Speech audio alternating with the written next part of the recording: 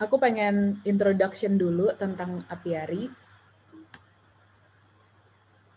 Jadi, Apiari adalah coworking space di Puri Indah, Jakarta Barat, dan misi kami adalah untuk membantu startups dan business owners untuk menjadi sukses di usaha mereka. Maka kami menyediakan one-stop solution dengan 3 pilar. Pilar pertama adalah education, di mana kita menyelenggarakan banyak banget event seperti malam ini untuk mengedukasi teman-teman business owners. Terus yang kedua adalah services, di mana kita menyediakan virtual office, pendirian PT, dan accounting dan tax. Dan yang ketiga, kita juga sangat value community, jadi makanya kita mengadakan networking session setiap minggunya, biar teman-teman pun ada tempat bagi semua business owners untuk saling sharing pengetahuan, updates, dan community. Bagi teman-teman yang punya bisnis dan mungkin perlu bantuan, feel free to contact us via Instagram @apiari.coworking atau di website kita apiari.id. And today, I am so thankful for our sponsor, Jatis Mobile. Jatis is a digital communication and distribution company yang sudah berjalan 18 tahun dan memiliki 500 lebih corporate clients, as you can see here, di berbagai macam industri dari financial services, communication, retail, dan otomotif. Jatis memiliki beberapa produk, ada omnichannel marketing, customer service dashboard bernama Coaster, dan chatbot bernama Coral. Jatis is also the first business solution provider of Facebook and WhatsApp di Indonesia.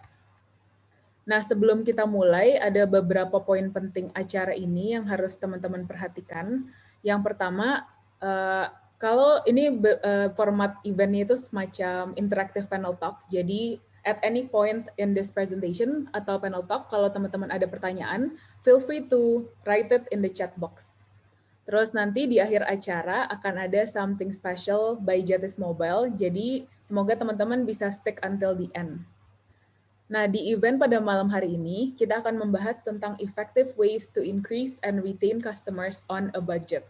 Gimana sih cara brands atau perusahaan bisa menambah pelanggan dan mempertahankan loyalitas mereka dengan anggaran yang low. We are so honored to welcome our panelists today. Semuanya adalah pakar di bidang customer relationship di perusahaan mereka yang keren-keren banget. I want to welcome my first panelist, Mas Randy Elriza, selaku VP Marketing at M-Target. Halo Mas Randy. Hai Jessica, halo. Halo. Selamat malam semua. Selamat malam. Oke, jadi untuk pertama, 5 menit pertama ini, saya persilahkan Mas Randy untuk present your presentation. Nanti baru ke Mbak Tina dan ke Odi. Oke, so thank you. Selamat malam semua teman-teman. So thank you udah sempetin waktunya untuk ngobrol-ngobrol bareng nih soal CRM. Kebetulan memang saya saat ini sebagai VP Marketing di M-Target. M-Target kita adalah software as a service company. Kita adalah customer engagement software yang awalnya kita berangkat dari mail target dan kita fokus di area email marketing, tapi kita sudah bertransformasi saat ini menjadi customer engagement platform CRM yang menawarkan cross channel mungkin ya communications, dan saat ini kita juga serving our clients tidak hanya di Indonesia tapi di Singapura dan juga di Malaysia. So mungkin untuk sore ini ya saya cuma bisa share beberapa use case yang mungkin karena topiknya kita akan bahas on a budget gitu ya. Dan selama bertahun-tahun everybody knows yang main di CRM bahwa email marketing itu adalah tidak hanya yang paling economical friendly gitu ya, tapi juga yang memberikan ROI yang cukup besar, bahkan paling besar kalau dibilang dari channel engagement yang lainnya. So saya ada beberapa use case yang mungkin akan saya share sebentar. Nah, ini adalah use case yang kita benar-benar lakukan dan use case dari beberapa klien kita, dan untuk kali ini kita akan share-nya mengenai hospitality industry. Nah, sebelum kita bahas ke use case, jadi ada salah satu hal, jadi kita di M-Target percaya untuk menaikkan customer loyalty atau menaikkan customer relationship, yang pertama kali harus difikirkan adalah rasa empati. Kita harus memberikan empati kepada customer karena mereka adalah orang yang melalui banyak sekali journey yang terjadi dari mulai dia decision making proses mau beli atau enggak, terus kemudian waktu mereka beli, dan bahkan ada post purchase gitu ya, post purchase phase, di mana mereka juga masih perlu diperhatikan. Nah, di sini kita melihat terlepas dari akan diperhatikan atau tidak mereka selama 3 touch point ini, ada satu hal yang harus menjadi sebuah fokus kita, yaitu adalah di mana setiap komunikasi yang kita berikan harus bersifat personalized. Karena saat ini di era on demand, semua itu bersifat general dan semua itu bersifat for public gitu ya. Dan ada beberapa hal yang sifatnya human touch yang dirindukan oleh banyak customer gitu ya. Jadi kita lihat datanya juga, ini data dari 2017 sebetulnya. Nah, tapi di sini dilihat bahwa 81% orang-orang yang mengalami negative feedback selama mereka berbelanja gitu ya, mereka tidak mengalami perubahan apapun dari brand yang diberikan gitu ya, di layanan yang diberikan oleh brand. Jadi walaupun mereka tidak puas, mereka tidak di-handle dengan cara yang tepat. Jadi sebetulnya kalau kita melihat di M-Target gitu ya, yang penting dilakukan untuk membangun customer relationship adalah untuk mengirimkan pesan yang tepat dengan cara yang tepat di waktu yang tepat, sehingga customer merasa nyaman dan tumbuh engagement-nya dengan brand kita. Kemudian customer yang disloyal atau yang mengalami negative experience gitu ya, mereka sudah pasti akan menjadi bad promoter gitu. Kita saat ini sampai saat ini word of mouth dan referral masih menjadi channel terbaik. So that's why customer relationship masih harus menjadi fokus utama, karena seperti yang Sam Walton bilang gitu, kalau customer is the real boss gitu ya. Customer bisa membuat the chairman, the director, the managers, the staffs kehilangan pekerjaannya hanya dengan membeli produk yang sama di kompetitor kita. So that's why membawa empathy ke setiap touch point tadi, pre-sales dan on sales bahkan post sales, itu harus menjadi fokus kita dan diberikan sentuhan personalisasi, karena 44% customer yang diberikan sentuhan personalisasi setelah mereka membeli, itu mereka akan cenderung melakukan pembelian kedua, bahkan ketiga dan keempat dan selanjutnya. Nah, saya akan langsung masuk aja ke use case yang kita develop nih di M-Target. Jadi kebetulan kita selama tahun 2020 kita lihat industri hospitality menjadi sebuah industri yang terdampak cukup hebat, paling terdampak mungkin ya. Jadi kita di M-Target selama 2020-2021 ini kita mengembangkan sebuah CRM workflow yang didedikasikan untuk hospitality industry, ya, terutama hotel dan entertainment services lah mungkin ya. Jadi kita bagi touch point-nya selama pre-stay, on-stay, dan post-stay. Jadi kita mau be all around di customer. Jadi di sini hubungan yang baik itu terjadi dua arah gitu. Jadi kita nggak cuman maunya aja mereka beli, kita nggak mau duitnya aja gitu. Jadi kita pahami bahwa sebelum mereka beli itu ada decision making process dan ada sesuatu cerita storytelling yang kita buat sebelumnya di tim marketing yang membuat mereka membeli. So di sini kasus pertama, touch point pertama yang kita develop adalah menggunakan email marketing. Jadi sebetulnya ini di M-Target kita selain pakai email marketing, kita juga ada beberapa channel lain seperti WhatsApp, kita juga ada SMS. Tapi memang email masih menjadi tools yang paling economical saat ini karena dan ROI-nya juga tinggi. Selain itu bentuk personalisasi yang diberikan bisa cukup dalam. Nah, yang pertama kali biasanya terjadi gitu, salah satu klien hotel kita, setiap ada orang yang booking kamar hotelnya, mereka langsung disapa.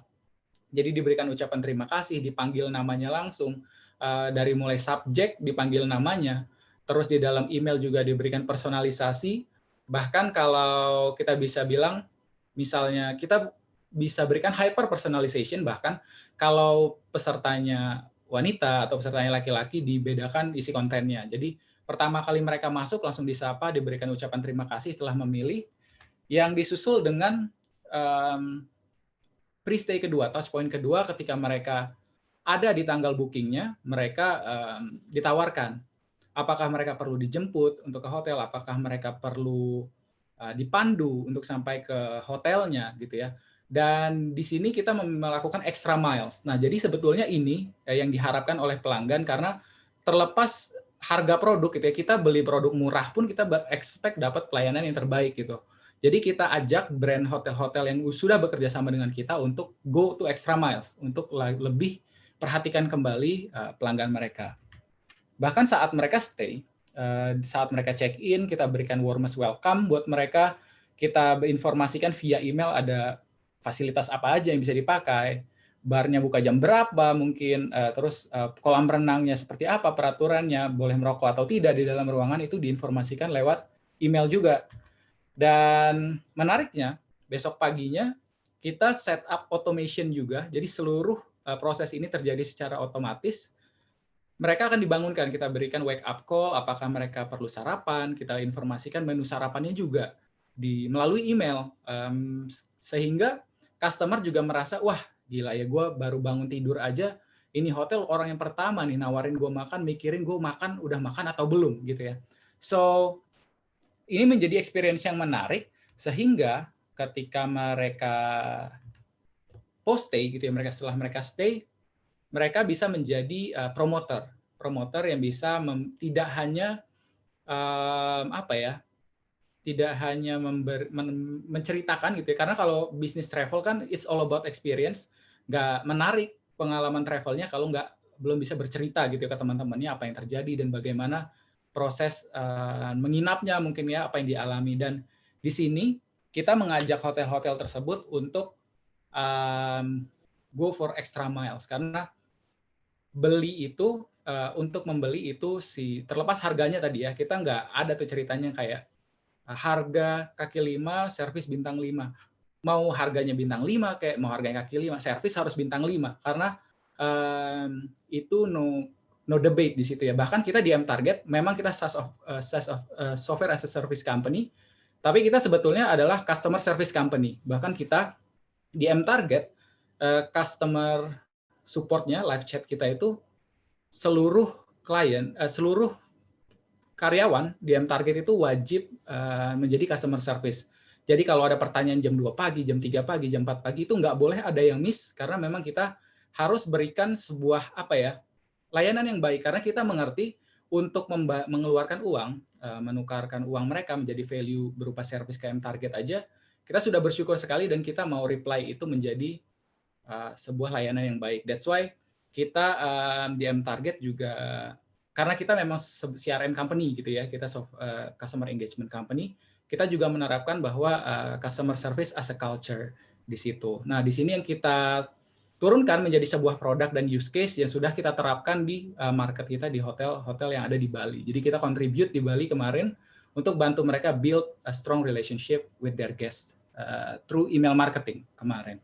Mungkin itu use case yang bisa saya share nih, Jessica. Okay. Thank you so much, Mas Randy. Kita bakal ngomongin lebih banyak lagi karena tadi lumayan serem ya. 80% of customers feel frustrated kalau tadi namanya salah ya. Jadi bahaya banget nih kalau bagi brand-brand yang namanya salah dikit aja udah frustrated customer-nya. Oke, next. Thank you so much, Mas Randy. So, next kedua ada panelis kita yaitu Mbak Tina Ervina selaku AVP of Customer Satisfaction Management at Bukalapak. Silakan Mbak Tina. Halo, thank you Jess, thank you semuanya, Priari for having me. Selamat malam teman-teman semua, semoga dalam keadaan sehat semua ya. Mungkin kalau dari saya sesuai dengan tadi ya introduction gitu ya, mungkin saya akan lebih bahas dari CX perception-nya nih gitu. Kebetulan saya sendiri sehari-hari itu role and function saya itu nggak jauh-jauh dari service area. Cuma pasti ada direct impact-nya juga untuk direct marketing ya, karena seperti kita tahu kan kalau teknik marketing itu kan biasanya melakukan kontak langsung gitu ya, adanya kontak langsung dengan pelanggan. Nah, bisa macam-macam nanti bentuknya, perantarannya bisa telemarketing, bisa email, bisa SMS, kita pun di CS gitu ya, melakukan hal semua itu. Aku sharing sedikit ya. Silakan Mbak Tina.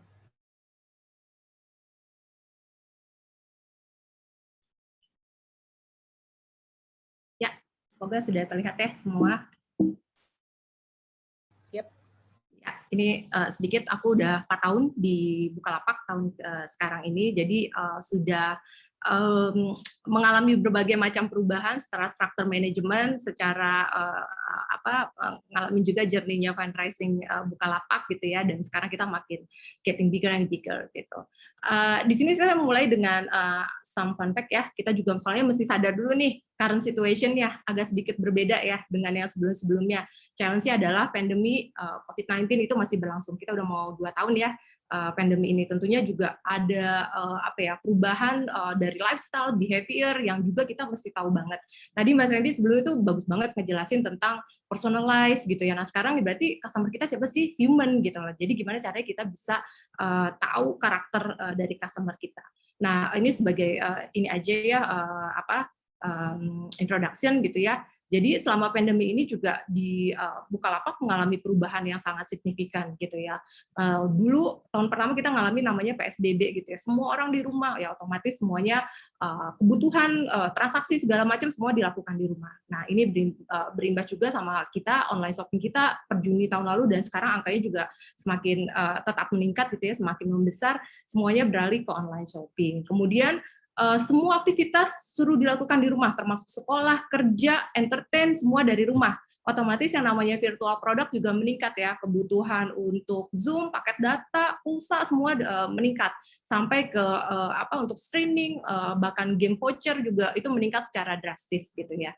Kemudian yang ketiga adalah adanya peningkatan juga yang signifikan dari mom-pop store kita gitu ya. Jadi warung-warung dulu-dulu kan semua di rumah tuh, mau beli kebutuhan pokok kayak beras, kayak minyak goreng yang tadinya tinggal ke warung, kan nggak boleh keluar rumah, jadi minta diantar gitu ya. Jadi peningkatan juga terjadi di warung-warung kecil kita. Nah, kalau ngomongin CX, kita ngelihat dulu nih fundamentalnya gitu ya. Kalau CX itu kan sebenarnya produk interaksi ya, antara perusahaan dengan customer kita, dengan pelanggan kita gitu. Dan katanya kalau CX yang bagus itu adanya bertemunya pengalaman dari individu, which is pelanggan, customer kita, dengan ekspektasi mereka gitu ya. Jadi meet tuh gitu ya, pas tuh. Nanti kita lihat lagi contoh-contoh. Nah, kalau ngomongin customer experience ini something yang komprehensif gitu ya, karena kita ngomongin end-to-end proses. Kita responsibility-nya bukan cuma kita di CS atau di frontline, tapi semua, the whole unit element yang ada di company, yang ada di perusahaan itu mempunyai tanggung jawab yang besar terhadap customer experience ini. Gimana kita bisa melakukan satu promotion gitu ya, direct marketing, sales, whatever gitu ya, kalau kita sendiri nggak bisa create atau deliver positif CX, customer experience buat para customer kita. Nah, yang tadi dibilang komprehensif semuanya, jadi tanggung jawab semua pihak gitu ya. Jadi CX itu team effort, bukan cuma individu, bukan cuma atau sebagian unit aja, itu tugasnya CS lah untuk deliver gitu ya. Itu ternyata nggak kayak gitu. Tapi kita PR buat semuanya gitu. Terus kemudian kalau ngomongin CX kan tadi dibilang tuh end-to-end process, artinya ini sesuatu yang besar ya, scope-nya itu luas banget, huge banget gitu ya. Namanya juga end-to-end process ya. That's why ini harus menjadi responsibility semua pihak, nggak bisa beberapa pihak atau beberapa unit saja. Terus kemudian ini tadi dibilang nih something fundamental ya. Di awal tadi di slide udah dijelasin bahwa ini adalah proses interaksi antara perusahaan dengan pelanggan. Aktivitasnya apa aja sih? Kita mulai dengan customer journey.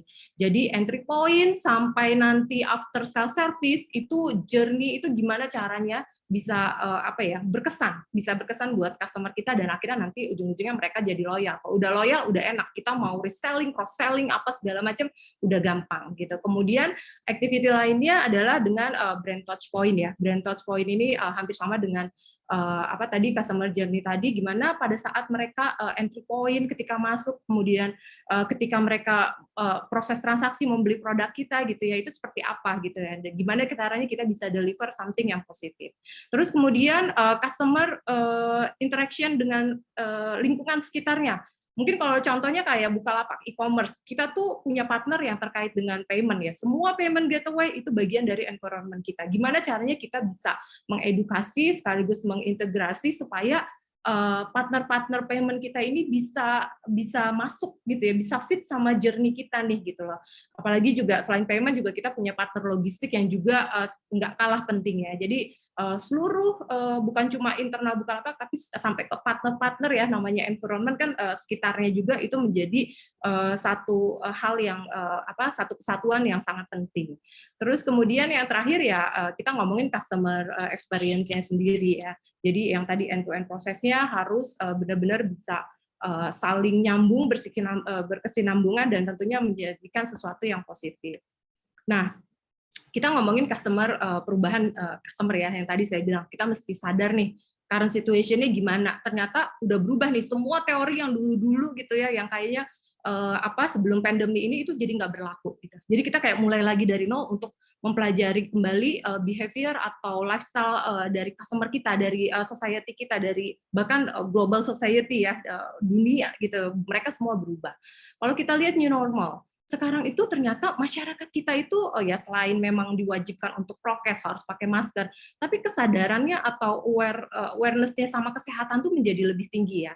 Di Bukalapak sendiri itu namanya produk kesehatan itu udah beratus-ratus % meningkatnya gitu. Jadi adanya perubahan dari customer kita terhadap awareness kesehatan ini. Terus kemudian karantin juga merubah semuanya nih gitu loh. Waktu PSBB itu kita semua suruh diem di rumah, beli apapun kebutuhan pokok, pokoknya segala macam, beli sayur gitu kan ya. Bahkan mungkin teman-teman yang di sayur box juga mempunyai nice problem karena tiba-tiba permintaan demand-nya tinggi banget gitu. Karena memang semuanya harus dilakukan di rumah. Jadi via online semua. Terus kemudian juga adanya perubahan juga nih dari bisnis. Ini lebih ke offline to online. Yang tadinya warung kelontong biasa, yang tradisional, konvensional, tiba-tiba PSBB mau nggak mau suruh belajar. Gimana caranya bisa jualan online supaya bisa survive gitu ya. Jadi ada perubahan selama new normal ini. Tentunya ada perubahan, datang lagi challenge baru gitu ya. Di situ semua yang tadinya online pemainnya ya itu aja tiba-tiba nambah ya, karena impact dari O2O tadi, offline to online. Wah, semua kompetisi semuanya sekarang serba online gitu ya. Terus kemudian yang nggak kalah penting adalah mengedukasi nih. User kita itu dipaksa gitu ya, customer kita ini masyarakat kita ini dipaksa untuk melek teknologi, karena kalau enggak mereka nanti nggak bisa makan tanda kutip, atau nggak bisa beli barang, nggak bisa beli baju ke supermarket segala rupa gitu ya. Waktu PSBB itu kan memaksa, bahkan ibu saya aja yang tadinya nggak ngerti tiba-tiba nginstal gitu e-commerce gitu ya, karena ada kebutuhannya gitu. Jadi pentingnya ada edukasi terhadap new user baru yang memang impact dari keadaan sekarang ini. Terus kemudian yang ketiga juga ada challenge-nya, ada informasi bertebaran di mana-mana ya. Terus provokasi di sosial media juga luar biasa, bad campaign banyak banget, hoax banyak banget gitu. Jadi kita nih sebagai prinsipal punya produk yang bagus, kadang-kadang bisa di-tweak ya, kadang-kadang bisa dengan cepat tuh kalau mau di bad campaign tuh gampang banget gitu ya, disusupin, dikirimin hoax tuh gampang banget. Jadi gimana caranya kita bisa deliver produk kita gitu. Sorry, aku ada bel. Terus kemudian ada challenge gitu ya. Tentunya kita harus bikin planning nih, harus ada action. Apa sih yang perlu kita lakukan supaya kita bisa deliver ini dengan tepat? Jadi yang pertama adalah menganalisa. Kita bikin nih analisa, kalau ada challenge mau diapain. Kita bikin saya percaya banget, kita semua percaya kayak di sini data is the new oil ya. Jadi pastikan datanya itu akurat. Data customer 2 tahun lalu, behavior 2 tahun lalu, dengan data behavior customer sekarang tuh beda banget gitu. Jadi kita make sure perlunya data analisis tersebut. Terus kemudian gimana caranya juga yang tadi Mas Randy bilang, personalize dong. Sekarang orang kita nih salah nama aja impact-nya panjang loh gitu. Ini buat siapa ya? Buat Tina atau buat Tina atau buat siapa? Tuti gitu. Udah tersinggung, bukan buat gue gitu kan. Jadi memang kita harus benar-benar bisa personalize. Terus kemudian yang ketiga yang nggak kalah penting juga frontline kita mesti diedukasi. Gimana caranya mereka itu sekarang tuh customer kita tuh suka sesuatu yang simple, nggak ribet, to the point gitu ya. Jadi gimana caranya juga staff kita itu bisa berikan solusi ya gitu. Terus kemudian yang nggak kalah terakhir adalah sebagai bentuk terima kasih kita juga harus memberikan reward program gitu ya. Oke. Nah, ini saya coba mappingin gitu ya, gimana caranya bisa membentuk suatu customer perjalanan menuju membentuk suatu loyal customer yang loyal. Yang pertama tadi sebenarnya nggak jauh-jauh dari relevansi ya. Jadi kalau kita ngomongin relevansi, kita ngomongin keadaan sekarang gitu ya. Create profile. Kita mesti tahu dulu nih, action-nya tuh kita dapetin profile customer selengkap mungkin. Customer insight. Alamatnya di mana, kesukaannya apa, terus kemudian demografinya seperti apa. Jadi benar-benar kita tuh data tuh detail banget gitu ya. Kemudian yang kedua adalah masalah recognition. Recognition artinya memberikan manfaat yang customer itu nggak lihat. Sebenarnya sesimpel kayak gini. Loyalty attribute ya, itu kayak misalnya gini loh. Ternyata kalau belanja misalnya di e-commerce A, itu simple banget deh gitu loh. Itu kok simple banget, nggak perlu bahkan cuma butuh 3 step sampai check out gitu loh. Nah, hal-hal kayak gitu sebenarnya itu something yang kita kasih, kita usahakan, kita create buat customer kita gitu. Dan itu sesuatu yang sangat ibaratnya sangat benar-benar di sesuatu yang sangat surprisingly yang sangat tidak disangka-sangka oleh customer kita. Kemudian yang nggak kalah penting adalah reward. Reward ini adalah bentuk perhatian kita ya, dan terima kasih kepada customer kita berupa biasanya kita kasih PCV voucher, cashback gitu ya, sama promo gitu ya. Jadi ada diskon, ada poin. Nah, itu semua kita create supaya mereka itu jadi berkesinambungan. Udah dapat datanya, kita kasih intangible benefit, terus kemudian ditambah lagi yang direct impact ke produk kita. Oke, ini mungkin salah satu use case juga yang sudah dilakukan oleh saya dan tim di Bukalapak. Jadi kita namanya ngukur churn rate ya. Churn rate ini adalah kita bilang rating ya, di mana customer itu untuk mengukur customer itu pergi nggak dari produk kita, berbalik nggak, pergi meninggalkan kita nggak gitu ya. Jadi yang dilakukan sempat kita melakukan A/B test gitu ya selama Q4 sampai kemarin dari bulan Maret gitu ya. Kita ambil beberapa data customer gitu ya. Kita data customer kita pilih itu hasilnya luar biasa. Jadi kita kasih program, kita kasih cashback, kita kasih voucher gitu ya, kita kasih promo gitu ya, dan ternyata hasilnya ini itu luar biasa gitu. Artinya kalau di sini kan kalau churn rate itu semakin turun semakin baik gitu. Jadi ternyata mereka semakin loyal, mereka di-treat personalized, human, di-treat benar-benar spesial, itu mereka ternyata makin loyal, makin senang, apalagi orang Indonesia senang banget gitu ya. Nah ini yang tadi dibilang, dan kemudian hasilnya adalah kita juga melakukan beberapa program engagement. Kayak nanti next slide-nya akan lebih jelas lagi, kemudian ada beberapa program. Nah, contoh engagement ini sebenarnya hal simpel, kita mengedukasi aja. Kayak misalnya jaga dong kalau untuk di e-commerce gitu ya, jaga ya keamanan akun, jangan share kredensial data sekali gitu. Ini sesimpel bentuk perhatian kita kepada customer kita bahwa kita care gitu ya. Ini simpel banget tapi ternyata meaning banget buat customer kita. Terus kemudian surprise program nih, ini juga something yang tadi ada juga tuh di loyal itu juga ya, path to loyalty gitu. Jadi tiap hari-hari tertentu seasonal kita kirimin something yang mereka nggak sangka-sangka gitu ya. Ini juga something simple tapi ternyata meaning banget buat customer kita.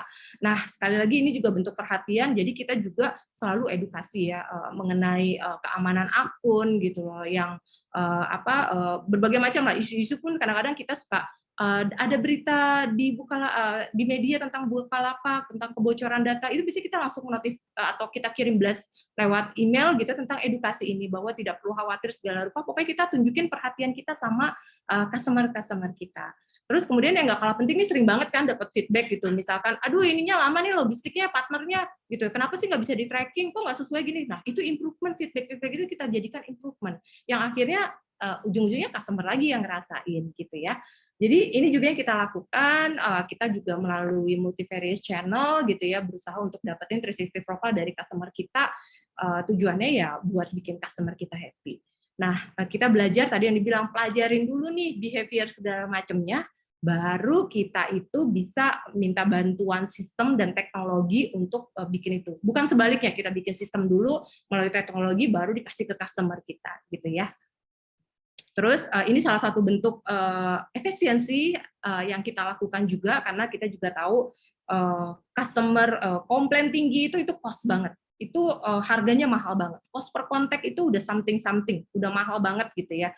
Jadi kita juga berusaha memanfaatkan teknologi dengan rilis beberapa automation yang tujuannya untuk mereduce cost gitu ya. Jadi kita juga apalagi perusahaan mungkin semakin besar juga kita pengen sustain lebih lama ya gitu ya. Mungkin nggak sekedar supaya nggak burn out gitu ya. Jadi kita juga perlu melakukan efisiensi, dan itu pula yang sudah kita lakukan. Jadi dari sebelumnya tuh kita beribu-ribu gitu ya, dengan mengimplement chatbot ini kita bisa lebih hemat bukan dalam artian dari cost aja, tapi sebenarnya juga kita mikirin dari customer experience-nya gitu. Jadi dari customer sendiri kita mengedukasi supaya mereka bisa self service yang ujung-ujungnya nanti efisiensi gitu ya. Tetap kita coba personalize. Nah, ini beberapa keuntungan dari kita melakukan automation untuk menekan cost gitu ya. Ternyata secara tiket juga menurun drastis, kemudian rating juga bagus gitu ya. Kemudian efisiensi sendiri kita bisa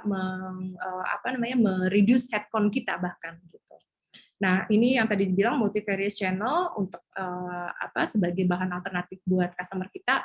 Nah, ini juga something yang memang kita selalu lakukan, kita selalu personalize gitu, bahkan di sisi tertentu itu beberapa ambassador kita gitu ya, kita personifikasi gitu ya. Jadi agent kita juga namanya Sofia, namanya Dian Sastro gitu ya. Jadi biar lebih interaksinya lebih mengalir aja.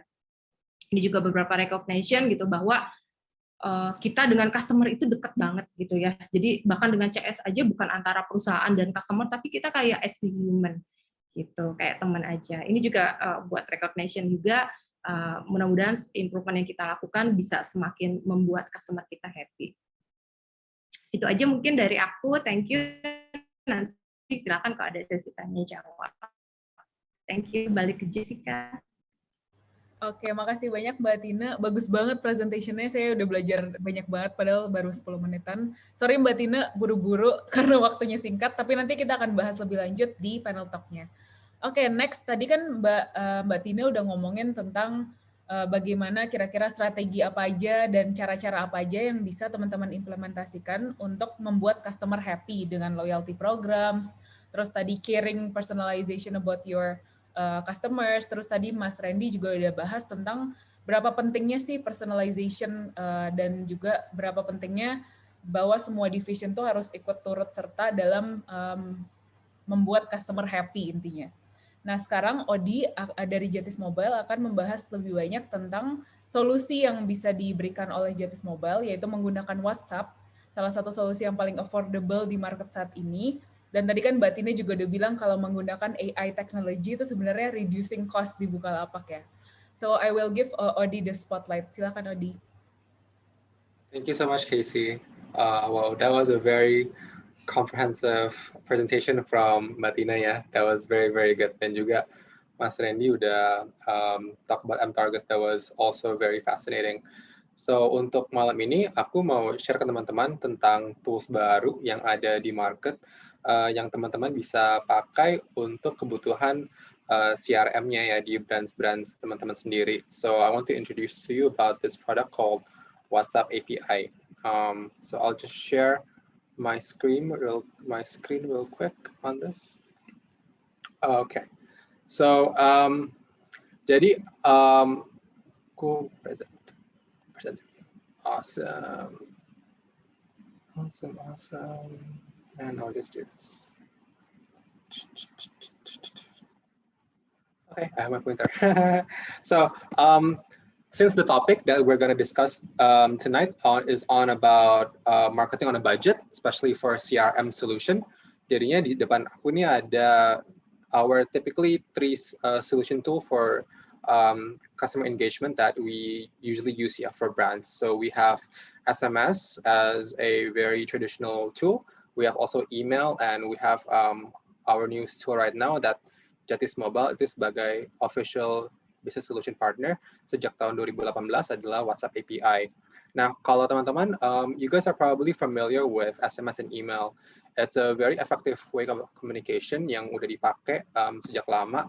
But usually it's only effective for one-way communication. So as an end user, for an end user to reach brands via email or via SMS, it's a very hard hard process. Kalau di WhatsApp API, because WhatsApp is an application that we use on a day-to-day basis, dan itu adalah salah satu aplikasi yang kita juga pakai, mungkin aplikasi pertama yang kita pakai dalam sehari-hari, dan engagement untuk two-way juga bisa di satu. Jadinya one-way and two-way communication juga menjadi hal yang sangat possible in WhatsApp API ya. Kalau in terms of cost, looking at SMS cost and email cost and WhatsApp cost, SMS cost punya tren yang setiap tahunnya itu sangat naik terus jadinya. Ini karena Jatis tuh dari dulu sebenarnya kita itu bermain di bidang SMS sudah sejak 18 tahun. So we're familiar with the rising of SMS costs ya, from the early 2000s until current year. It's around 350 approximately right now. Dan email emang dari antara 3 opsi ini yang paling murah ya. Email is around 150 in terms of cost per traffic. But in terms of for WhatsApp, currently is also a low cost option karena WhatsApp tuh sekarang udah bisa beat untuk harga SMS. Jadinya the takeaways that you can get from WhatsApp, even though it's higher costing than emails, but you get so much more benefit from that, from using that solution. Gitu. Habis itu kalau misalnya in terms of also engagement rates, WhatsApp has probably the highest, not probably, WhatsApp actually has the highest open rates compared to its alternative channels. So compared to email and SMS, WhatsApp has a 98% open rate.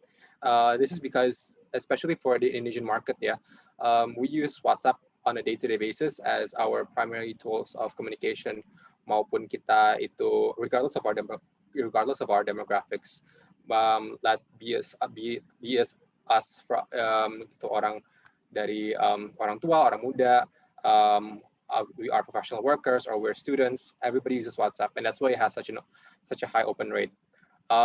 Also, another advantage that you get from WhatsApp API compared to traditional methods of engagement, itu we have rich in media in engagement. Jadinya in WhatsApp API, as brands, you are able to send in rich media in forms of images, in forms of video, or even documents, to increase your level of engagement with your users. This is the same as email. Email also has rich media capabilities, but because WhatsApp has rich media capabilities and also enables two-way communication effectively, so it just presents itself as a much more advanced solution than traditional communication methods. Another point of advantage that we have from WhatsApp API itu adalah customizable solution. Tadi misalnya Mbak Tina dan juga Mas Randy talks about personalization becoming very, very important in today's economy and in today's market. And that's very true. In WhatsApp API, you're able to customize your solution as the brand is needed. Jadi misalnya kalau mau di-customize solution ini mau di-pair oleh chatbot solution untuk leverage FAQ atau enable WhatsApp transaction, itu sangat bisa. Dan use case-nya itu pun sudah terjadi di beberapa klien di Jatis Mobile juga. If you want to pair WhatsApp API solution with also CRM omnichannels for customer service agents or even marketing agents to directly communicate with your end users, that's also possible. If you want to integrate payment gateways, or even integrate links to microsites, it's also a possible solution. Makanya that's why this customizability is very flexible to the solution that the brand needs. And another added value is in WhatsApp, it has a comprehensive report. Jadinya di WhatsApp semua action, semua conversation yang brand itu lakukan oleh end user itu akan terlihat oleh brand itu ya sendiri, walaupun dan itu encrypted. Jadi end-to-end encryption from the brand to the end user, it's not available for WhatsApp as an entity, but so there's security in that level. But you as the brand using this product, you have visibility on your customer's conversation. So that's also a very powerful tool because you can take actionable actions based on specific engagement, specific points of the conversation kan di situ. Next, so kalau aku dari tadi ngomong tentang WhatsApp API, what is WhatsApp API? WhatsApp API is essentially Facebook's newest product yang diintroduce di market tahun 2018, dan ini adalah cara di mana brand itu bisa leverage produk API ini. Jadi WhatsApp API itu emang produk berbasis API ya. Jadi brand bisa integrate API ini kepada sistem infrastruktur mereka, di mana mereka bisa engage langsung ke user, maupun itu one-way communication or even two-way communication. And WhatsApp having 125 million active users in Indonesia, it is the #1 chatting platform that brands can use and leverage right now for you guys to engage with your end users. And the 4 points that I want to highlight in terms of why WhatsApp is a great tool for you guys to use, especially if it's on a budget as well. Because #1 is solution driven. Solution driven itu kenapa? Karena solution driven itu karena it's highly customizable, jadinya itu mempunyai fleksibilitas yang tinggi tergantung kebutuhan brand itu sendiri apa.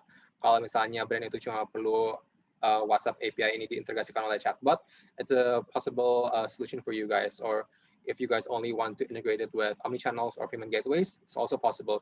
You want to integrate it with the whole system end-to-end, itu juga menjadi satu hal yang sangat possible untuk brand itu. That's why it's a very solution-driven product. Number 2 is scalable. Scalable is because WhatsApp has the highest penetration rate in terms of communication tools in Indonesia. So it's scalable for you. It enables your brand to easily scale your customer reach. So because everybody uses on a day-to-day basis, it's a top-of-mind app that people use. So scaling is something that's very easy for you to do. Yeah. Number 3 is security, because again, end-to-end encryption in terms of communication. So it's completely secure. All the conversations that the brand and the end users engage in itu tidak terlihat oleh WhatsApp itu sendiri. Makanya that's why security yang di sini juga menjadi hal yang kita highlight. And the lastly is because it's very simple to use. It's very simple because we already use it on a day-to-day basis as end user of WhatsApp P2P chat sendiri kan sekarang. So that's why it's a very good product for you guys if you want to try this product. These are just a couple of clienteles that Jetis Mobile has engaged with in terms of WhatsApp API. So we have pretty much big names right now, like OJK or even Bank Indonesia is already a client of us, Gojek, even Samsung Indonesia juga. Next, I want to go into much more specific use cases. So an example of a use case that salah satu brand terkenal udah pakai adalah Tokopedia. Jadi Tokopedia ini udah pakai WhatsApp API itu untuk shifting OTP messaging. Jadi dari SMS ke WhatsApp, dan mereka tuh meng-experience 10% increase in password success for OTP. So that's a great metrics that Tokopedia has experienced, be it such a large e-commerce platform. Dan dari sini, karena mereka mempunyai 10% sukses ini, mereka juga shift all their one-time password validations to WhatsApp, which is 26% of their one-time password validations. So that's a substantial trust in the product because it has such a high effective rate for their one-time password. And because of this, this is also because of 58% that mereka punya OTP di WhatsApp tuh lebih efektif daripada SMS channel. Next is BCA. BCA tuh kemarin mereka pakai WhatsApp untuk campaign auto loan-nya car loan-nya BCA. Dan dari campaign car loan-nya BCA ini, end user itu bisa langsung engage dengan customer service agent-nya BCA di WhatsApp API, WhatsApp account-nya mereka ya. Nah, dari sini mereka tuh BCA experience 23% increase in leads compared to other traditional channels. So that's a great experience for them to be able to engage more with their end users and having 23% increase more in leads. And because of this, they also have 5 times more conversations about car loans, which is what they were pushing in their campaigns. Next, we have IndiHome. IndiHome is one of our also use cases that is quite success. They're able to transform all the operation side into WhatsApp API. Jadinya registration untuk IndiHome sekarang tuh bisa dilakukan oleh WhatsApp API, dan dari sini IndiHome juga bisa memberikan billing notification kepada user lewat PDF document, dan itu menjadi hal yang sangat efektif ya untuk IndiHome mencapai dan reach their end users using WhatsApp API. Next would be Bank Mega. Bank Mega to transform all of their point of information ke WhatsApp API. Jadinya semua informasi yang kita butuhkan sebagai end usernya Bank Mega itu bisa di-chat lewat WhatsApp account-nya Bank Mega. Dan ini mereka leverage dengan chatbot. Jadinya semua FAQ yang sehari-hari ditanya oleh end user itu semuanya langsung bisa dijawab oleh chatbot. Kalau tidak bisa, itu bisa di-escalate ke customer service agent. Dan terakhir kali itu TipTop. TipTop is actually pretty revolutionary ya di sini, karena mereka lumayan inovatif. Mereka bisa melakukan WhatsApp transactional. Jadinya end user itu bisa langsung membeli produk TipTop dari WhatsApp account-nya mereka. Dan ini menjadi salah satu inovasi di bidang social commerce, karena ada shifting dari platform use seperti GoFood ataupun Tokopedia ke chatting platform yang sehari-hari kita pakai. Gitu. Untuk di acara malam ini aku juga mau very excited to tell you guys about this program that Jetis Mobile has, which is our price promo for WhatsApp API. Kita ada program tebas harga reguler, di mana ini kita ada diskon gede-gedean untuk teman-teman yang kalau misalnya teman-teman mau mencoba produk WhatsApp API di malam ini juga bisa, dan kita ada diskonnya gede-gedean sih di sini sih, ada 45% diskon untuk push notification, dan you guys can even get a free handphone Samsung A52 gitu. Untuk further information-nya itu bisa ada bit.ly link-nya yang Casey bisa share nanti. So I think that's all from me. Thank you so much. Okay, thank you so much Odi. That's such an amazing tool to have, karena emang setiap hari kita udah pakai WhatsApp ya buat communicate to our friends, family. So why not we integrate our business to a WhatsApp also? Oke, jadi terima kasih semua panelis, Mbak Tina, Mas Randy, dan Odi yang udah sharing tentang masing-masing expertise. Now we are off into the panel talk, dan karena ini panel talk, feel free to share your questions. Kalau teman-teman ada pertanyaan at any moment, bisa ditanyakan di chat box. Untuk pertanyaan pertama, dan ini aku direct ke semuanya, boleh nggak sharing, mungkin tadi udah di-sharing sedikit ya tentang Mbak Tina, Odi, dan Mas Randy. Boleh nggak sharing tentang beberapa SCRM program yang udah dibikin on a budget, yang paling memorable mungkin ya, yang kayak budgetnya tuh low banget, tapi actually very successful gitu. Mungkin bisa dimulai dari Mas Randy. Silakan Mas Randy. Oke, CRM program ya. So karena I don't think we are allowed to share any previous works karena karena mTarget kita juga also offering services ya. So I think the most economical strategy yang dilakukan mTarget adalah pertama untuk practice empathy, karena untuk practice empathy itu kita gratis gitu ya. So that's why we do believe in open communications between the customers and the providers juga. Jadi kita di sini kita percaya to do things simpler, reducing steps. Kita selalu seperti itu di mTarget. Kita develop tools kita pun seperti itu, yang tadinya to do untuk create emails gitu ya, atau create automation butuh 10 steps, 12 steps, kita times over times kita reduce itu jadi 7 steps, 5 steps dan lain-lain. Cuman yang lebih penting daripada itu, setuju tadi sempat bilang sama Mbak Tina ya, jangan buat produknya dulu, justru dengerin customer-nya dulu baru buat produknya. We do that karena di mTarget kita everybody is a customer service. So kalau ada permasalahan soal teknis, we are not only saying okay, mohon maaf atas ketidaknyamanannya, we do understand when we are apologize, we will follow up. We are not doing that because we make an understatement. Kita bikin orang-orang di mTarget mengerti bahwa it's a must to make the customer feel comfortable and happy to use our product. So that's why, dan more importantly, kayak those developers needs feedback sebetulnya. Kayak seperti apa sih the user really navigate dari tools yang mereka buat, service apa ya namanya, systems yang mereka buat. So they need feedback gitu, dan there is no better feedback other than from the customer itself gitu kan ya. Jadi we do believe in open communications, and it doesn't requires any apa ya, nggak perlu rupiah gitu ya untuk kita lakukan itu. Dan selain itu mungkin we are really proud with what we did in 2020 and 2021 for our hospitality industry and our friends in Bali. So that's why yang tadi saya share di earlier, it is actually what we are doing.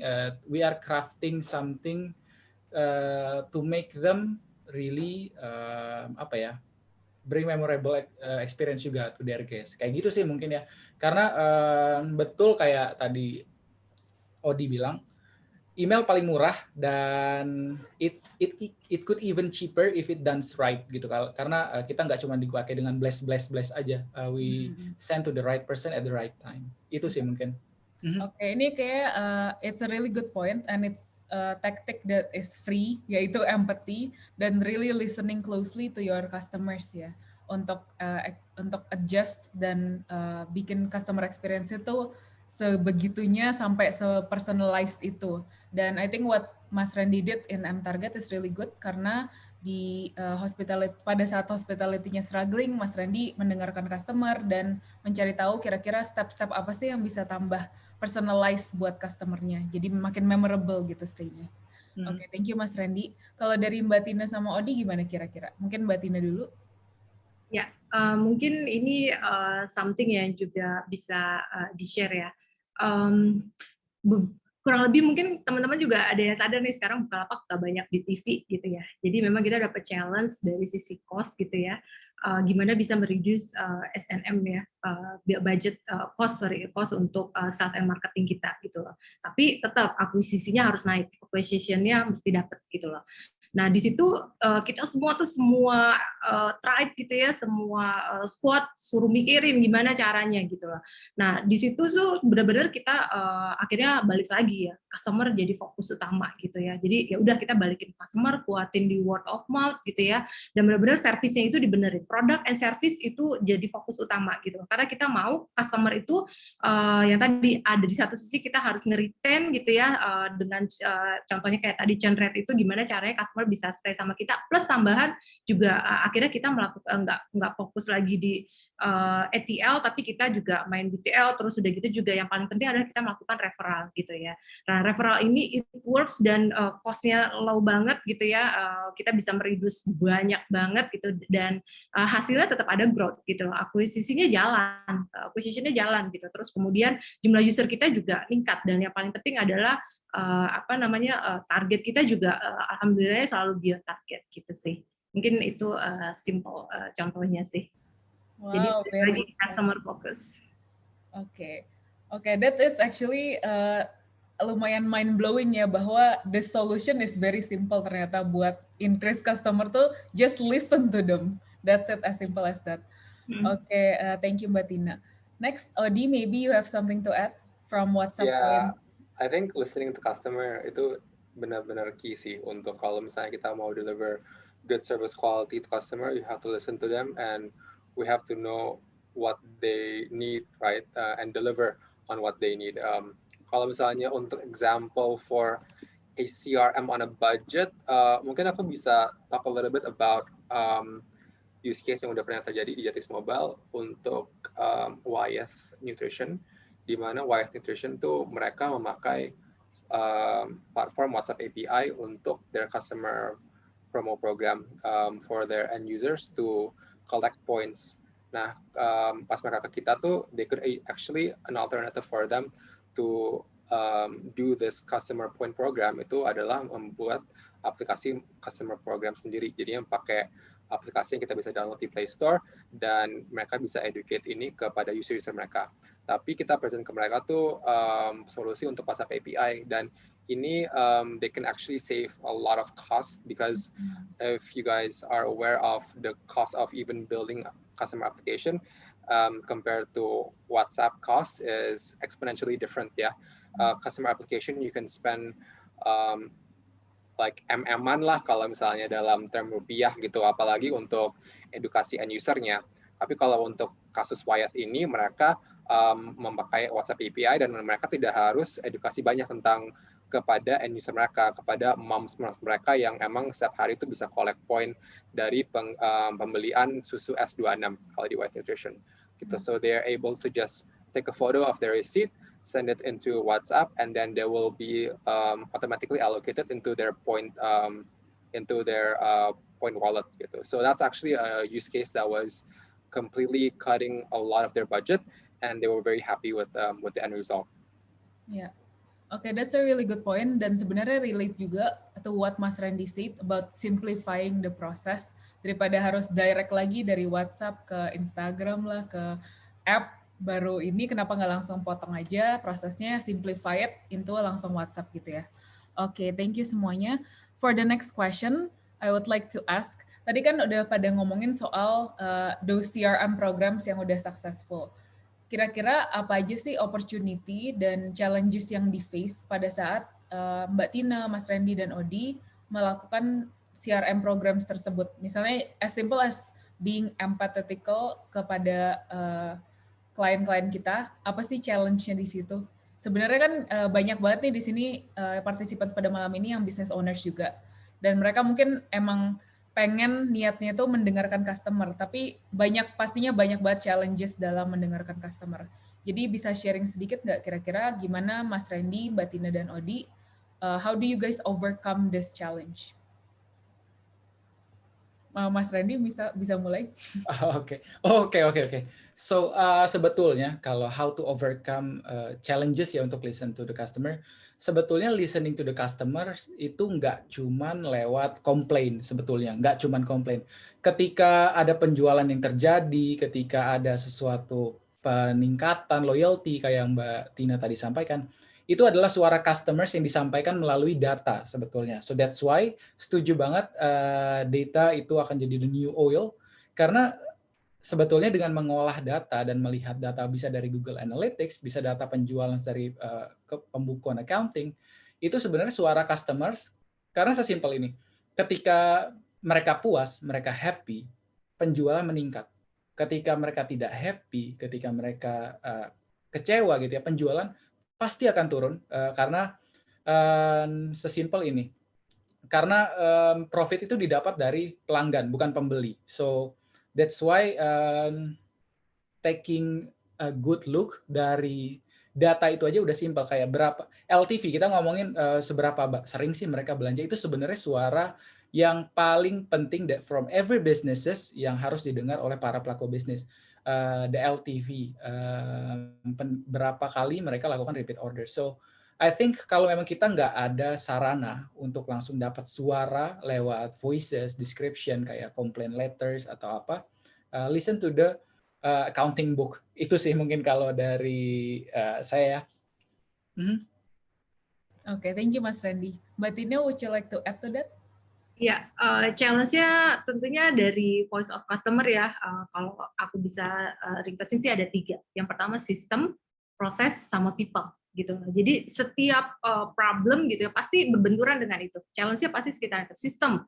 Oh ya, sistem kita mungkin secara tools supporting tools gitu ya belum cukup gitu ya. Itu juga jadi challenge. Kemudian prosesnya sendiri. Makanya tadi dibilang bikin something yang simple, prosesnya dibikin SOP yang bener dong gitu, yang cepat dong, yang nggak bertele-tele gitu ya. Itu juga something yang kadang-kadang mudah ngucapin tapi susah implementnya. Apalagi misalnya contoh kalau kayak di Bukalapak di e-commerce gitu ya, kita ada third party. Aduh, kalau udah ngomong sama third party kan nggak semudah kayak ngomongin ke internal. Tapi gimananya itu balik lagi itu satu challenge gimana kita bisa mensimplify suatu proses gitu. Terus kemudian yang ketiga people sendiri gitu ya. Kadang-kadang kita ngomongin something yang resource gitu ya. Resource itu something yang kayaknya juga penting banget, matter banget. Kadang kita juga masih nemuin orang-orang yang nggak satu ini sama kita gitu ya, yang punya prioritas lain. Nah itu juga kadang-kadang jadi challenge. Jadi kalau ditanya challenge-nya apa aja sih untuk nerapin CRM ini gitu ya, 3 hal itu, sistem, proses, sama people. Itu mungkin just dari aku tambahannya. Oke, thank you Mbak Tina. Now Mbak Tina kan sama Mas Randy tadi udah ngomongin soal challenge. Maybe Odi can cover the opportunity. Kira-kira apa sih yang bisa WhatsApp provide buat how can we listen more to our customers and connect more personalize with them. Tadi kan udah diomongin kalau data is key. Gimana sih cara kita bisa pakai tools segampang kayak tools kayak WhatsApp buat mendapatkan data-data ini gitu. Ya, tadi padahal udah siapin yang jawaban challenges, malah dikasih pertanyaan yang opportunity. Tapi aku definitely sangat setuju ya bahwa data is key.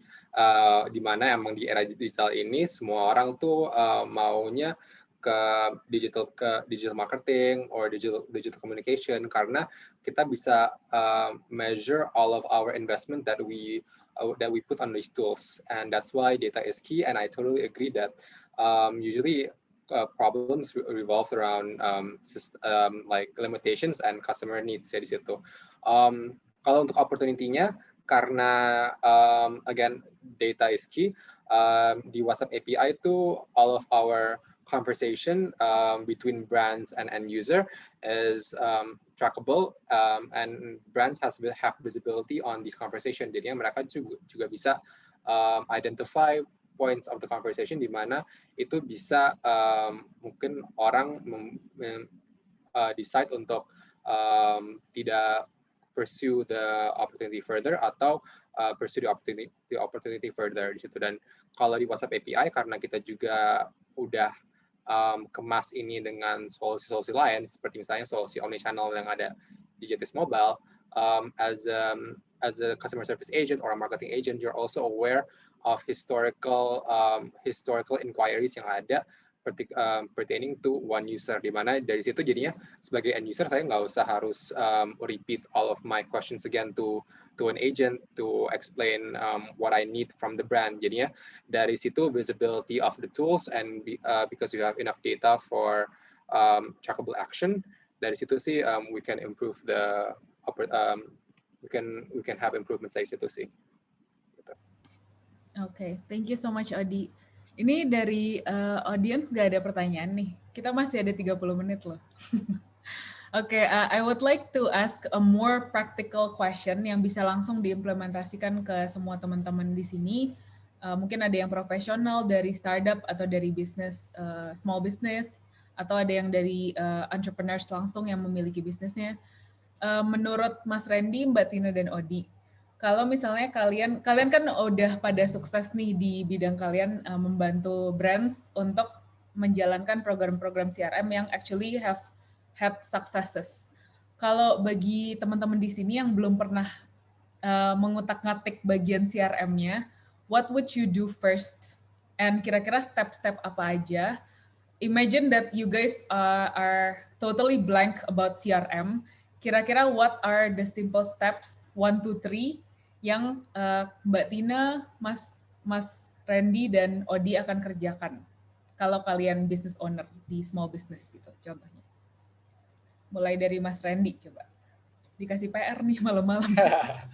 Oke, sebetulnya kalau harus mulai dari mana gitu ya. Pertama kali yang harus dimulai adalah dari bisnis proses. Apa yang sudah kita lakukan sekarang, often pertemuan dari frontliner dengan customer itu ada di area mana saja, dan area mana aja yang sebetulnya jadi bottleneck. Sebetulnya ini,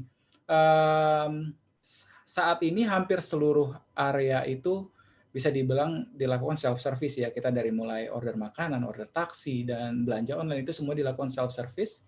Dan kalau kita melakukan bisnis yang seperti itu gitu ya, yang pertama kali saya lihat adalah itu bisnis prosesnya, di mana adanya ketersinggungan antara customer dengan kita sebagai penyedia jasa atau penyedia barang gitu ya. Kemudian setelah itu terjadi, adalah pikirkan seperti apa sih bisa otomasi. Karena contoh yang kita lakukan dengan klien-klien kita yang hospitality ya, itu semua produk tersebut dibuat karena atas dasar kita mendengar di Bali itu karena pandemi, hotel tidak ada outcome, terjadi laid off besar-besaran, bahkan frontliner tuh yang di depan juga bantu jadi waiters, bantu juga untuk beres-beresin kitchen setelah selesai breakfast.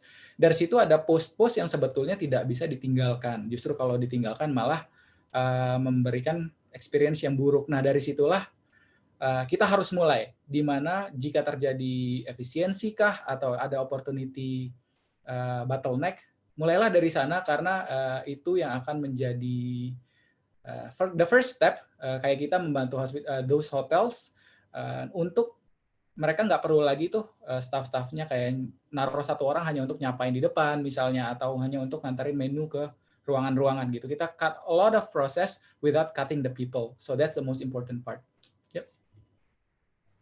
Oke, thank you Mas Randy. Ini juga tadi apa yang disebut sama Mbak Tina, yang I really love, bahwa sebenarnya customer experience itu adalah a good customer experience is when we meet the customer's expectations ya. Jadi how do you meet them? Kalau Mbak Tina sendiri gimana Mbak Tina? Mungkin kalau dari step ya, kita mulai dari mana, mungkin dengan identify dulu nih, tahu dulu needs-nya apa nih, kebutuhan dari kita apa dulu gitu ya, dari company kita, objektifnya apa, di-identify gitu loh. Dan biasanya kan kita nggak bisa bikin 100% misalnya, banyak kendalanya gitu ya. Habis kita tahu needs-nya benar-benar yang kita butuhkan itu apa, kemudian kita bikin prioritas, skala prioritas, bikin strategi. Karena kan kita juga harus ngelihat based on cost ya, budget, based on resource juga gitu kan. Kita juga pengen A, B, C, D gitu ya, tapi ternyata cost-nya nggak ada, budgetnya nggak ada. Terus atau resource-nya kurang, ya kita berarti mesti pinter nih bikin strategi gitu ya, memprioritaskan mana yang sebenarnya bisa untuk fulfill needs kita tadi. Baru yang terakhir adalah action itu sendiri. Tinggal ngejalanin aja activity dari strategi yang udah kita buat. Mungkin sesimpel itu sih, Jess. Oke, thank you banget Mbak Tina. Mbak Tina dulu konsultan nih, ini very consultant answer nih step by step. Oke, kalau dari Odi sendiri gimana? What would you do, Di? Jadi kalau from my perspective, I would identify first the customer base of the brand ya. Jadi identify customer base, identify the needs of the customer, and from there I would do a customer journey mapping. Di mana how can we deliver on those needs? So what is the customer journey mapping for the different customer base that we have? Maybe we have more than one customer base based on our different products. Dan dari kalau kita udah bikin customer journey mapping di sana, then what's left is that we have to choose the right tools to execute our plan, to execute our product kan di situ. Dan di situ kita bisa choose the right marketing tools, the right engagement tools. Dan di sini again we have to focus on what we have been saying, which is simplicity of the tools, making those tools data focused, so everything is trackable and measurable, and also a scalable tool yang bisa dipakai untuk semua orang. Karena if we're looking at Indonesia as a demographic whole, Indonesia is so huge and our demographic is so diverse. So choosing the right tools that enable scaling is something that's very important for any brand sih. Kalau aku dari situ. Oke, I love it. I love all of the answers. Jadi coba I summarize ya dari ketiga panelis pada hari ini. Jadi yang pertama, you need to know yourself. You need to know your business. Kira-kira apa needs company-nya, needs customer-nya, terus baru identify your resources. What are your budget, what are your resources, manpower. Baru yang ketiga adalah make strategy dan menggunakan tools-tools yang available in the market yang bisa membantu automate your process and make it more efficient. So speaking of this third step, yaitu automating the process and making it more efficient, can Mas Randy, Mbak Tina, dan Odi share about how you use softwares, tools, be it email atau WhatsApp, to make your processes automated dan efficient. Dan gimana sih pertama-tama mulainya itu apa struggle-nya gitu? Mungkin dari Mas Randy dulu lagi. Oke, kalau memulai otomasi gitu ya, the most struggle ketika kita ngomongin otomasi adalah integrasi. Nah, so agree, tools is very important. Dan what is the most important part of the tools adalah the capability dari integration-nya sendiri. Nah, di situ karena ketika kita ngomongin integrasi, kita akan ngomongin soal security, reliability, dan availability dari tidak hanya tools itu sendiri gitu ya. Tapi lanjut ya, oke. Dari integrasi yang terjadi karena tidak ada sistem yang bisa berdiri sendiri gitu ya. Bahkan kayak kita di mTarget, we are a CRM tools company, but we are encourage our clients to integrate mTarget CRMs with their own environment. Karena dari situ kita bisa build contohnya automated billing, automated invoices, automated OTPs, and so on seamlessly. Nah, dari situ kalau saya sih bisa bilang, kalau ngomongin automation, the challenges is choosing the right tool and the right method on how kita bisa deliver the expectation-nya dari customers. Karena jangan sampai ketika OTPs yang kita kirimkan only valid for 60 seconds, tapi baru sampai SMS-nya setelah 2, 3, 4, 5 menit. So that's all about it kalau menurut saya. Oke, thank you Mas Randy. Kalau Mbak Tina gimana experience-nya? Aku setuju banget sih sama Mas Randy. Kalau ngomongin automation, we talking about integration ya. Kan kita tahu apalagi kita nih satu company percaya banget itu pakai sistem banyak banget gitu ya. Pakai tools tuh nggak cuma satu gitu. Bahkan marketing pakai apa, CS pakai apa. Nah itu kadang-kadang yang jadi challenge juga tiap kali kita ada release produk gitu ya. Nah sebenarnya mungkin aku yang bisa cerita sedikit, ini benar-benar use case dari kita. Itu waktu kita mau implement digital channel ya untuk live chat itu sekitar 3 tahun lalu. Jadi gimana caranya nih user-user kita itu nggak usah telepon kita gitu ya pakai channel yang masih konvensional gitu ya. Tapi kita kasih live chat yang memang tujuannya buat self service gitu dengan chatbot segala rupa. Itu PR terbesar memang di edukasi gitu ya. Jadi kita bilang history itu nanti bisa dikirim lewat email segala rupa, itu tetap aja gitu. Ada masa transisi di mana kita kerja lebih ekstra gitu ya, karena ada part edukasi di situ. Jadi kalau mau automation, selain integration juga untuk customer-nya sendiri, dari sisi customer-nya itu bagian edukasi, bagian yang termasuk struggling ya. Tapi itu harus kita lakukan, dan sekarang sih hasilnya alhamdulillahnya enak gitu ya. Jadi kita juga bisa menekan cost, dan dari sisi CX-nya juga ternyata mereka juga happy. Apalagi nggak tahu ya, anak sekarang mungkin ya, milenial sekarang ini ternyata lebih happy dengan pakai digital channel itu rather than mereka call sih gitu. Oh, Mbak Tina boleh elaborasi lebih lanjut ke tentang education prosesnya itu seperti apa sih? Ya, biasanya kita kirim notif sih gitu. Jadi bahkan sebenarnya pada saat pertama kali rilis live chat itu kita sampai pop up gitu ya, pop up beberapa kali, cek email untuk history. Jadi kalau misalnya mau nge-track komplain segala rupa, kita ininya lewat lewat email gitu. Jadi nggak ada lagi repeated komplain gitu. Biasanya itu contoh kecilnya sih gitu. Okay, that's very cool. Okay, thank you Mbak Tina. How about you, Odi? Ini mungkin bisa sambil menjawab pertanyaannya Melia. Apa bisa dijelaskan bedanya penggunaan Jatis dan WhatsApp bisnis biasa? Apa aja manfaatnya dan bagaimana metric growth sesudah mengintegrasikan WhatsApp API? Okay. Aku jawab tentang automation very quickly, and I'll jump into the WhatsApp question also very quickly. Kalau untuk automation question, aku sangat setuju dengan apa yang Mas Randy dan Mbak Tina sudah utarakan ya, bahwa in automation, integration is definitely key, because in implementing an automated system itu berarti harus bekerjasama dengan sistem-sistem yang lain yang udah diimplementasikan dari awal. Dan juga education is also key, because education not only for the end users that would benefit from the automation, but also the stakeholders involved in the automation process. Makanya kalau di automation sih, pemikiran aku adalah automation is a great way for us to do processes, to optimize processes, tapi jangan sampai optimization ini itu sacrifice quality yang kita sudah utarakan kepada end user kita atau kepada stakeholder kita. So don't sacrifice quality for the sake of automation shortcuts. So we as a brand and as a business, we have to find optimal ways to automate the process, and not only quick and easy fixes ya. Because sometimes we do that. Kalau untuk pertanyaan yang WhatsApp ini, perbedaannya WhatsApp Jatis sama WhatsApp yang biasa. Jadi di WhatsApp itu tuh sekarang ada 3 produk ya, kalau kita lihat secara produk lain. Jadi ada WhatsApp yang kita pakai sehari-hari, which is our P2P chatting platform. We have WhatsApp Business App, di mana WhatsApp Business app ini bisa di-download di Play Store, itu yang ada icon B-nya, itu makanya American Business App. Dan produk ketiganya adalah produk API. Jadi kalau produk API ini emang tujuannya itu untuk enterprise or small medium businesses dipakai karena mereka berbasis API.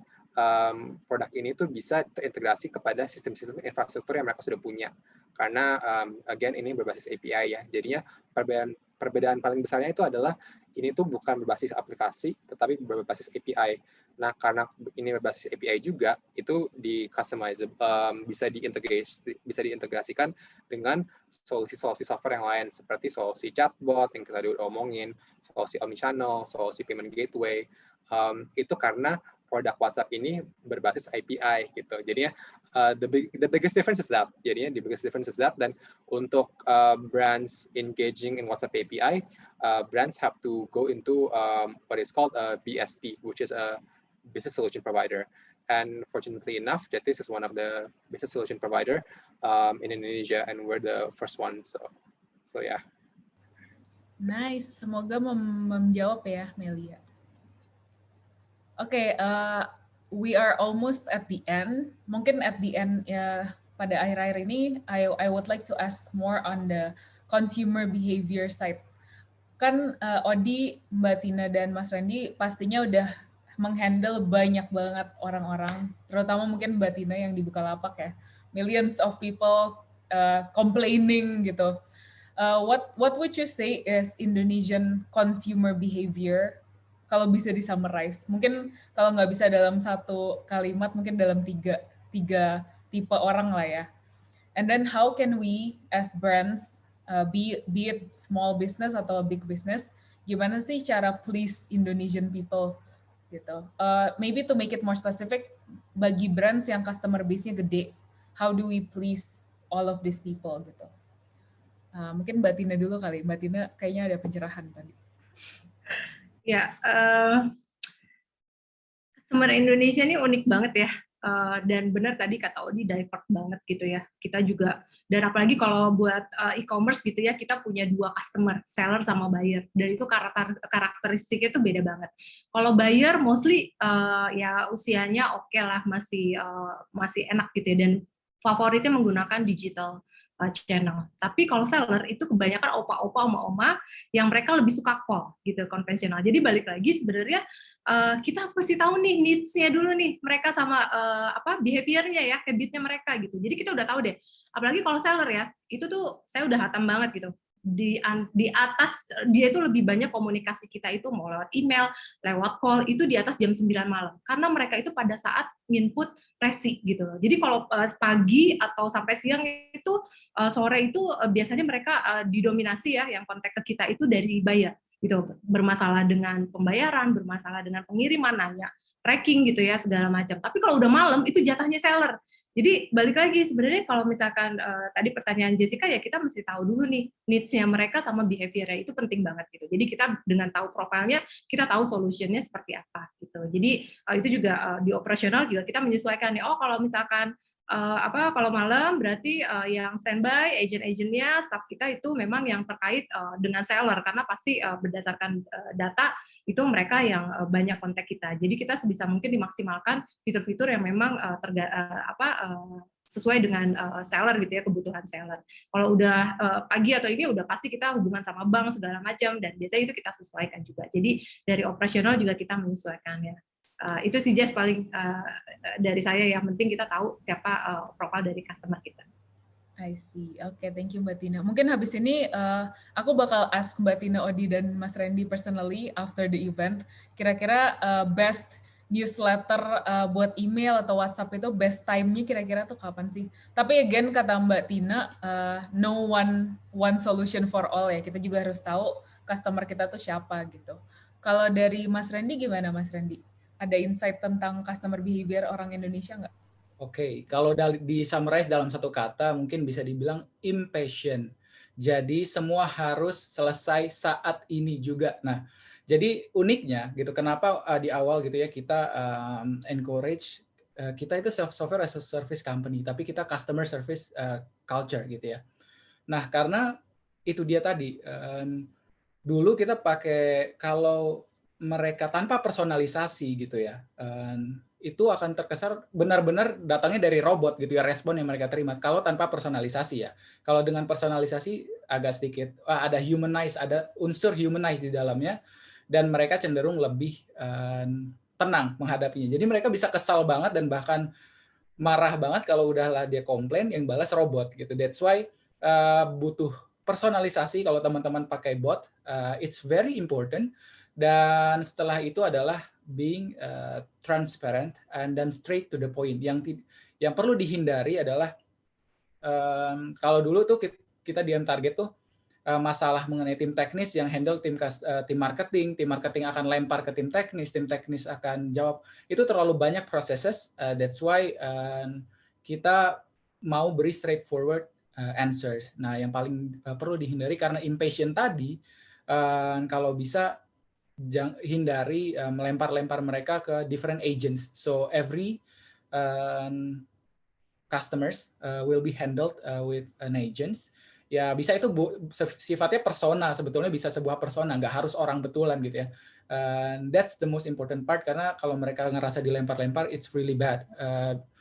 Impresi dari customer kita sih ya, itu kita dari based on customer kita. Itu mungkin yes. Oke, thank you Mas Randi. Tadi Mbak Tina ngangguknya kenceng banget kayak yes. Make it simple, jangan sampai keep our customers yang Indonesians, especially Indonesian emak-emak ya, don't keep them waiting. Oke, Odi, what do you think? Do you have any experience in this? Yeah, I totally agree with what Mas Randy says, bahwa kita tuh everyone wants it cepat ya. The first two notes I wrote di sini adalah customer behavior. They want quick fixes and quick response, because semua orang tuh mau dijawab pada saat itu dan mau problemnya tuh tuntas pada saat itu juga.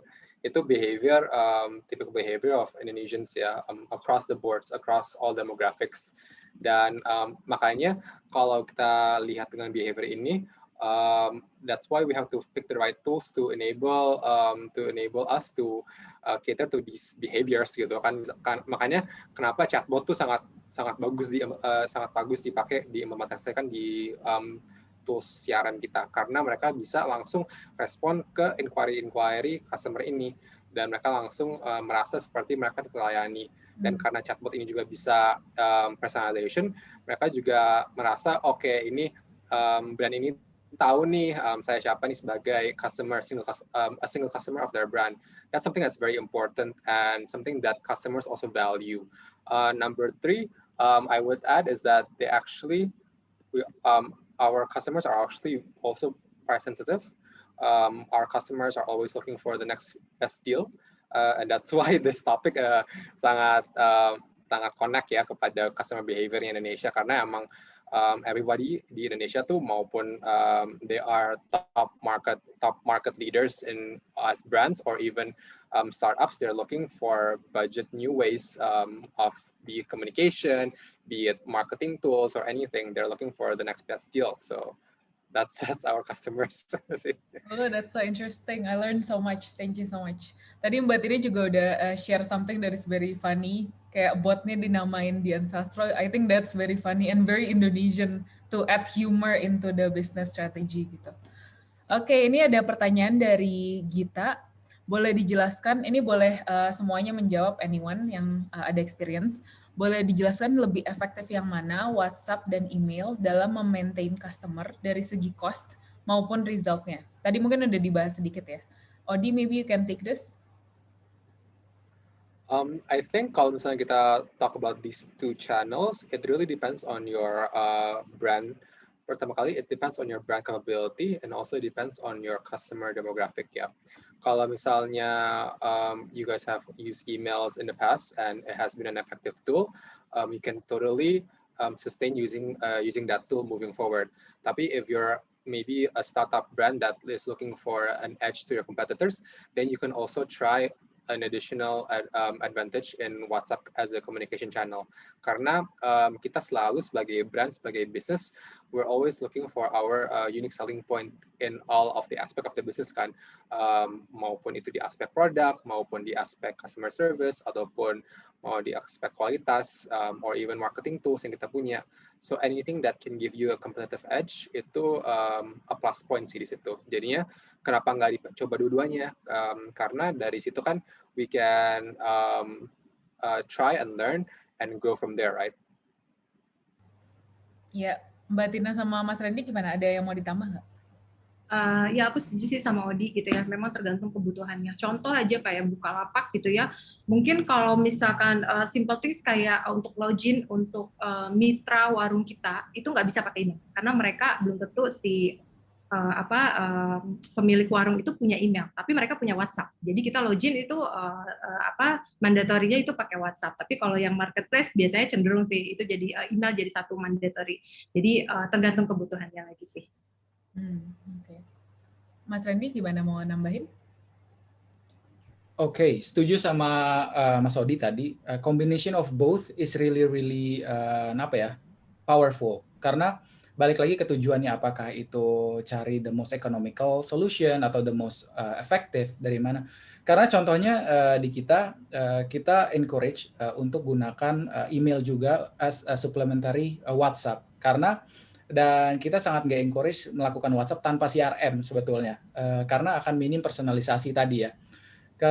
Ada satu hal yang perlu diperhatikan sebetulnya ketika pakai WhatsApp kalau dari sudut pandang kita dari CRM company gitu ya, adalah WhatsApp itu P2P communication apps gitu ya, communication apps yang saat ini digunakan untuk communication between human to human gitu ya, orang ke orang. So it's just recently adapted ke brand to consumers gitu ya. So kita harus treat it carefully, jangan benar-benar kalau dilihat apa sih bedanya dengan WA yang biasa atau WA from business gitu ya, adalah level of personalization-nya. Jadi jangan asal pakai. So and we encourage to mungkin ngobrol sama Mas Odi on how to implement it to your business. Karena kalau enggak, it will be a really bad PR, bad impression to the customer. Malah cenderung akan ganggu kalau nggak ada personalisasi tadi gitu ya. Karena mereka mungkin nggak pernah merasa opt-in, nomor WhatsApp-nya bersedia dihubungi dan lain-lain. So kalau dari saya sih, we really encourage you to talk with mungkin Mas Odi from Jatis Mobile gitu ya, to start untuk tahu dari mana areanya to start, whether to choose WhatsApp atau email, and how to play both WhatsApp and email the right way gitu. So you will get the maximum result from the cost and the resultnya juga ya itu mungkin. Oke, thank you so much Mas Randy. Malah jadi endorsement nih. Thank you so much. Oke, untuk so we're nearing the end of the event, and mungkin dari Mas Randy, Mbak Tina sama Odi bisa sharing your LinkedIn profile atau where our participants can talk to you more about what you have shared, karena hari ini kita belajar banyak banget ya tentang Indonesian customers, terus kira-kira strategi apa aja yang bisa kita pakai, how we need to listen to our customers more and personalize them to our products. And before we end, I would like to share, ini ada upcoming events, the second part and the third and fourth part of this event, this masterclass, minggu depan, hari Rabu sama hari Kamis, ada proven strategies for customer acquisition and engagement. Ini ada dari Mas Ferdi dari Gojek, terus Mas Ferry dari Cetak, dan Odi lagi dari Jatis Mobile.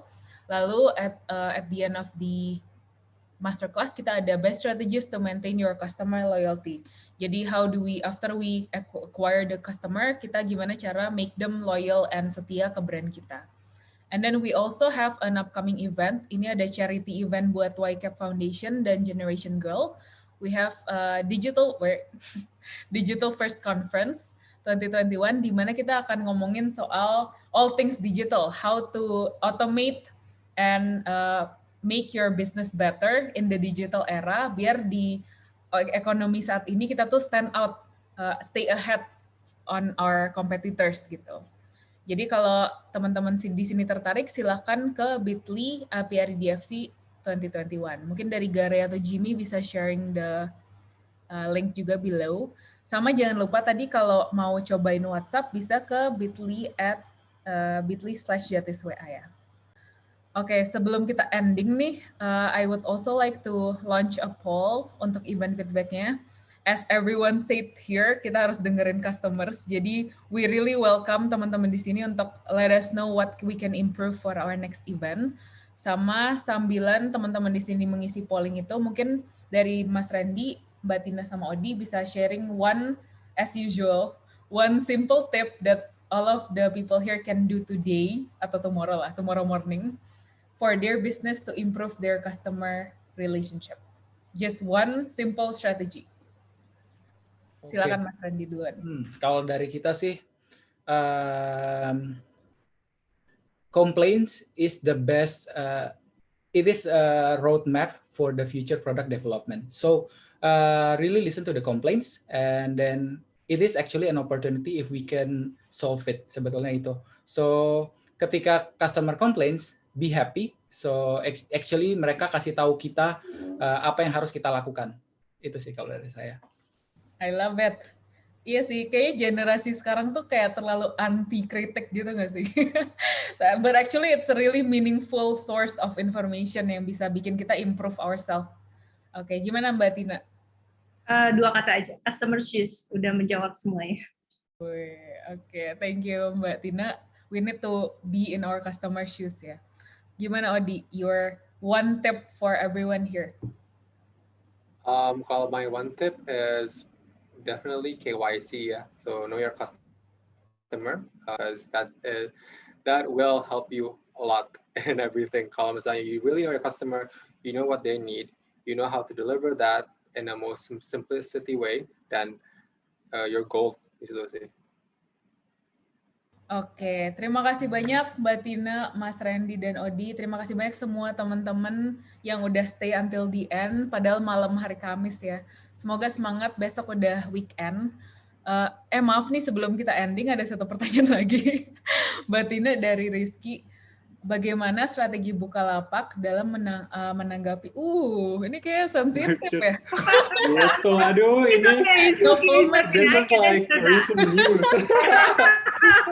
It's very political. Waduh. Ya udah kita kalau gitu end aja malam ini. Selamat istirahat ya teman-teman semua. Selamat istirahat Mbak Tina, Mas Randy dan Odi. Thank you so much. Thank you Jess, thank you Odi, see you Mas Randy. Thank you semuanya. See you in the next Thank you semua. Bye. Terima kasih semuanya.